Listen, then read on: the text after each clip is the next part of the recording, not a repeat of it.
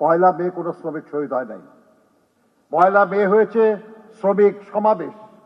কিন্তু ওই অত বড় শ্রমিক সমাবেশ দেখে মালিকরা ঘাবড়ে গিয়েছিল, তারা এটা বন্ধ করার জন্য নানাভাবে ষড়যন্ত্র করা শুরু করেছিল।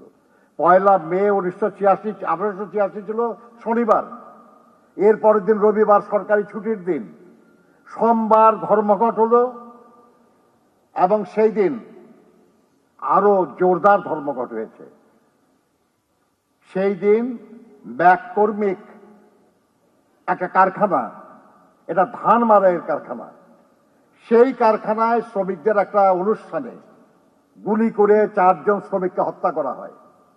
এর প্রতিবাদে 4 তারিখে আবার হে মার্কেটে আর একটা শ্রমিক সমাবেশ আহ্বান করা হয়।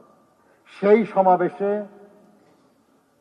মালিকদের একটা এজেন্সি, সেই সময় একটা ডিটেকটিভ এজেন্সিকে তারা দায়িত্ব দিয়েছিল, তারা সেখানে বোমা পুঁতে রেখেছিল।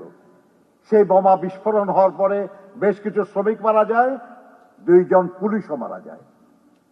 এরপরে সমস্ত লোকদেরকে গ্রেপ্তার করা শুরু হয় এবং এর মধ্যে অনেক শ্রমিক নেতা গ্রেপ্তার হন, তাদেরকে বিচারের জন্য উপস্থিত করা হয়, জুরি বোর্ডে নেওয়া হয় মালিক পক্ষের প্রতিনিধি, এবং সেখানকার যে পত্রিকার সম্পাদক একজন ছিলেন তিনিও তাদের সমর্থক, এদেরকে জুরি বোর্ড গঠন করা হয়।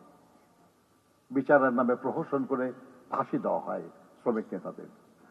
যখন এই বিচার চলছিল তখন আলবার্ট পার্সন্স, আরেকজন বড় নেতা ছিলেন শ্রমিকদের, তিনি গ্রেপ্তার হন নাই, কিন্তু বিচার চলাকালে তিনি আদালতে হাজির হলেন এবং তিনি বললেন, আমার নিরপরাধ সাথীদের সাথে একই ভাগ্য বরণ করার জন্য আমি আদালতে হাজির হয়েছি। বন্ধুরা আমার, এরা হলো শ্রমিক নেতা। শ্রমিকদেরকে বিপদে ফেলে, সাথীদেরকে বিপদে ফেলে তারা পালিয়ে যান নাই, তারা নিশ্চিত মৃত্যু জেনে হাজির হয়েছেন সাথীদের সাথে একই ভাগ্য বরণ করার জন্য। এটাও মহান মে দিবসের শিক্ষা। যারা শ্রমিক নেতা হবেন তারা শ্রমিকদের রেখে, সহকর্মীদের রেখে পালিয়ে যাবেন না। সেখানে ফিশার একজন নেতা ছিলেন, একে ভাষার নাম শুনলেই বুঝবেন বিভিন্ন দেশের মানুষ তারা।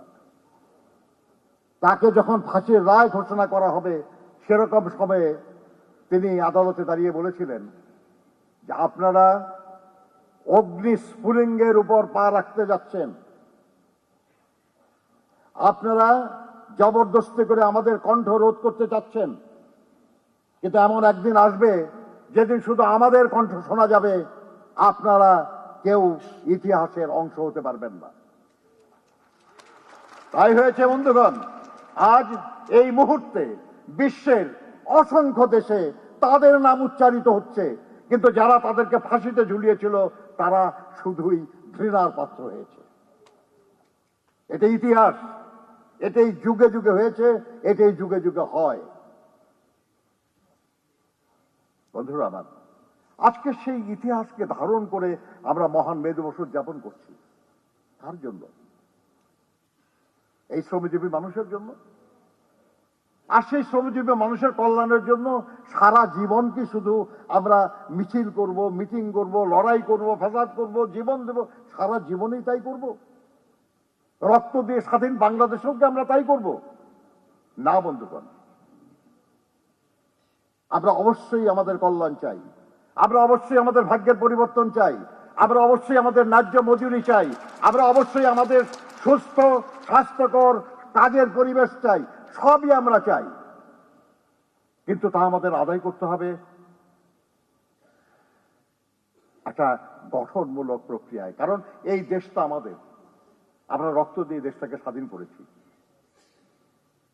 আমাদেরকে বিভ্রান্ত করে যেন এই দেশের স্বাধীনতা বা সার্বভৌমত্বের বিরুদ্ধে কেউ কোনো পরিস্থিতি সৃষ্টি করতে না পারে, আমাদের খেয়াল রাখতে হবে।